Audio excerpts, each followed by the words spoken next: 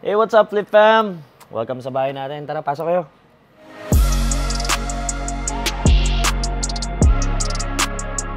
So guys, nandito tayo ngayon sa bahay ko. Bibigyan ko lang kayo ng quick tour.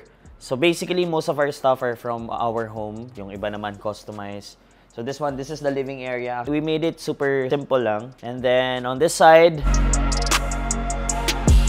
actually ito, under ano pa to? Observation, kasi hindi namin alam kung ano yung ilalagay namin dito. Mostly baka gym equipments. But this one is our entertainment area. Meron tayong PS5, VR, Xbox. We also have that. So, yeah. And then very lang, simple lang din tong side na to. I think this one was bought sa IKEA. Si Emang namili nito. She wanted to have parang kalahating salamin, kalahating covered. So ito yung mga books na binabasa niya every day. She loves reading books. Ako naman, I love watching videos. Anyway, ito naman, we met an artist online. Si Em yung naghanap nito. Nagpa-customize siya. I forgot what it's called, but this one is custom made, especially for us lang. Ginawa nitong bench and then parang ilang upuan ba yan? 6 na upuan separate para magkaroon ng distinguish yung dining area natin. This one is also from our home. And ito, pinakamaganda.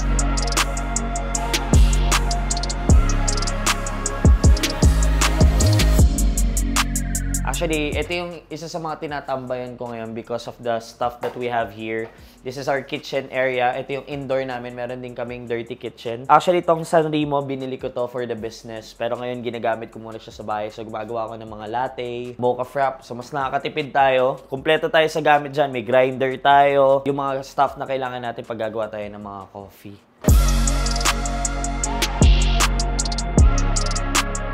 Bago tayo makit sa second floor natin, meron tayong mga biniling paintings from our good friend na si Coach Simon. Ang gumawa nitong painting na to si Matt Arevalo. We bought at least 3 paintings of him. Dahil mahilig nga tayo sa mga sapatos, mostly yung mga ginawa niya, pinagawa natin sa mga Jordans at iba't iba pa. Actually, meron din kaming binili for Las Piñas branch natin. But anyway, tara! Let's go upstairs. Very simple lang talaga yung bahay namin. Si Em, she likes going out every day. She likes going to the gym, yoga. Lahat yan. Basta lahat ng activities sa pagpapapayat at pag-exercise. So siya, nagkaroon siya ngayon ng section dito. Ito yung mga go-to shoes niya. Mga pam-gym. So anyway, most of her stuff are here.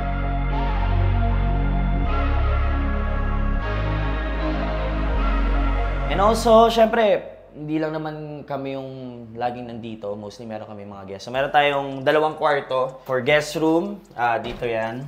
So very simple lang yan. Actually, walang gamit dyan. So pag meron mga makikitulog sa amin, meron silang closet. Tyler's a big boy now. He's already 5 years old. He has his own room. Pero hindi pa siya natutulog dito. Mostly mga gamit niya. At meron din siya mga shoes dyan. Mga tulad nitong mga bago niyang mga pickups. May pickups na rin dito. Ito. Mga ganyan, Mama Mir na Jordan 12 and Off-White. So yan, mahilig kasi si Tyler pati sa Dragon Ball, mga action figures. So yan, ito yung room niya.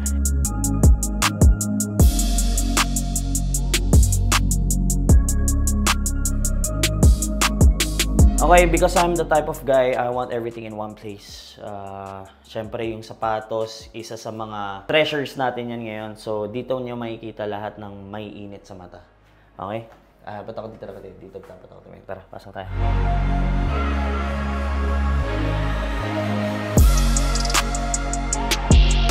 Welcome sa ating master's bedroom. This is the master's bedroom. So basically, this side, sabi ko kay Em, ginamit ko muna to for our nagre-reel si Em. Nakikita niyo yung mga Instagram niya. At syempre guys, huwag niyo kalimutan mag-YouTube. Subscribe kayo sa YouTube channel ni Em dahil mamimigay kami ng sample pair nitong UNLA size 10. Brand new. Okay, so ang kailangan niyong gawin, ito, lagay natin yung link ni Em. Subscribe kayo sa YouTube channel niya at bibigay namin. Mamimili kami ng random subscriber doon. Libreng pair. Ito na.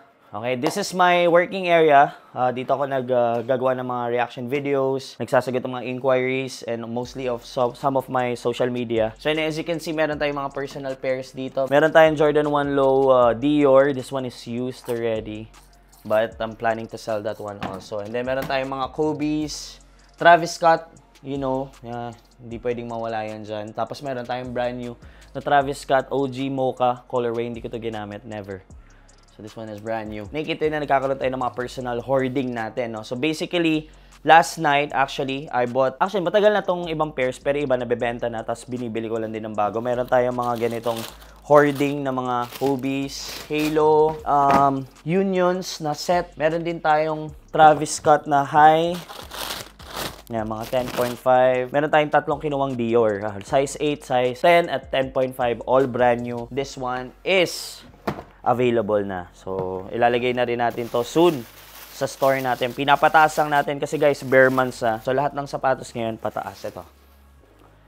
Yung Dior na brand new. Okay, so meron tayong tatlong size niya. Merong size 9 sa store, sa QC, at size 11 na Jordan 1 high. And then on this side, this is our bedroom. Very basic. We have the smiley face of Drew. Vape, carpet. Shout out to RD Rugs. Maraming salamat sa pinadala nyo na yan. Anyway, this is our bed. So basically, meron din kaming entertainment area, but usually we just want to watch mga documentaries or mga podcast na kinifeed namin ni M yung sarili namin para meron kami yung mga knowledge. And on this side, this is our bathroom. First pair. I remember I told this in one of our first ever podcast with Aftermarket, and doon pa si Paolo Tomenes noon. I think I mentioned it was Janoski. Yun yung mga isang pair na nagkaroon ako nung una-una, and then sumunod noon Converse, Vans, uso pa na yung mga K-Swiss. Hindi ko alam kung naabutan niyo yun. So mostly yung mga ganyung pairs yung mga nagkaroon tayo on the first one na nahilig tayo sa sapatos, and then Jordan. Isa sa pinakamahal na sapatos ko ngayon, hindi ko na ipapakita sa inyo, nasa Vault siya. So, Jordan 4 Manila na size 11. Fitted only. Kasi syempre, pag bumibili kayo nung time kasi na pag bumili kayo ng Jordan 4, tinanong ko bakit parang finit na. Kasi ganun daw yung requirement nung bumili ng Jordan 4. So, anyway, yun yung isa sa pinakamahal. At pangalawang mahal sa atin, ito ang Dior. Parang ang nagre-range to ngayon kahit second hand, nasa 320 to 340,000 pesos. Go-to shoes! Actually, yung pinaka-bini-beat up ko ngayon is the Travis Scott. So, mostly, nagro-rotate lang ako sa Phantom, Fragments, and Olive. Olive, and then Reverse Mocha. And then, pag mga casual days, I like wearing white sneakers. So, nakaano ko. Ito. Air Force 1 na triple white na Supreme. Ayoko nung triple white lang kasi syempre medyo generic yun. Ito. So, parang kahit pa paano may konting value. Ito yung pinaka-beaters ko ngayon. I like wearing this with Rich Boys na combo. If you're gonna ask me, most of my posts ngayon and mga pag nakikita niyo ako sa videos, naka-cargo pants ako. Ang pinaka-influential sa akin ngayon pagdating sa pananamit is yung Common Height group. I like wearing vintage shirts na medyo loose, and then cargo pants, and then dunks, and mga Jordan 1s. So, sila yung mga inspiration ko ngayon, fit inspiration ko ngayon pagdating sa damit. Okay guys, so bago tayo makyat, always a reminder for everyone. I have this cup, it means take your time. Hindi mo kailangan magmadali. Always take your time, pero quality. Di ba? Pero okay tayo dito. So anyway, itong ipapakita ko sa inyo, this is a secret. Pero hindi na siya secret kasi nasa video na. Tara. Napanood niya na to sa mga ibang content natin. Dito tayo nag-shoe review. And I decided na pinayagan na ako ni M. Sabi ko, I want this attic to be my man cave. So, basically, my project is, basta, abangan nyo sa susunod na video natin. Gagawa ko ng video, i-reveal ko yung total makeover nitong lugar na to. So, I plan to do gaming ko, shoes, office, and a studio as well. Kasi, syempre, nagda-drums ako before. So, gusto ko pa rin kahit papano magkaroon ng time, mabigyan ng yung passion ko sa pagtutugtog ng drums. Pakita rin natin yung mga collection natin na sasakyan. Tara!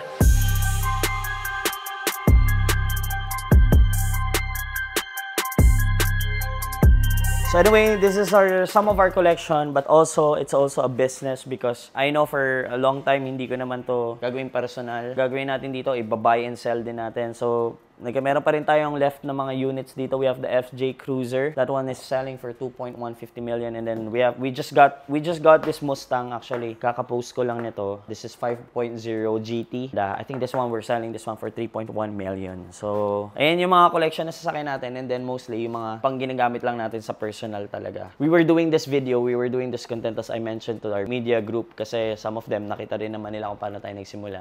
And I started from bahay lang ni Coach. You guys remember that few pairs binenta natin, and now we are in a nice place. We are in a great place, pero Sabi ko nga sa inyo, lahat yung kailangan paghirapan nyo talaga. Kailangan nyo pagdaanan yung mga araw na hindi kayo makakatulog. Mga pagkakamali nyo na i-correct nyo, yung mga habits nyo. So, yun lang yung magiging payo ko sa inyo guys. It's never too late to start. I'm already 30 plus and now I can say na ngayon pa lang ako nagsisimula. So, if I were you right now, if you're watching this video, it's never too late. You stand up. Huwag kang humiga, huwag kang magmukmok dyan, pero gawa mo ng paraan yung sitwasyon mo. Okay? Okay guys, so maraming salamat sa pagpunta nyo. Magsilayas na kayo sa bahay ko. Maraming salamat sa inyo at sana na-inspire kayo sa ating kakaunting content. God bless you.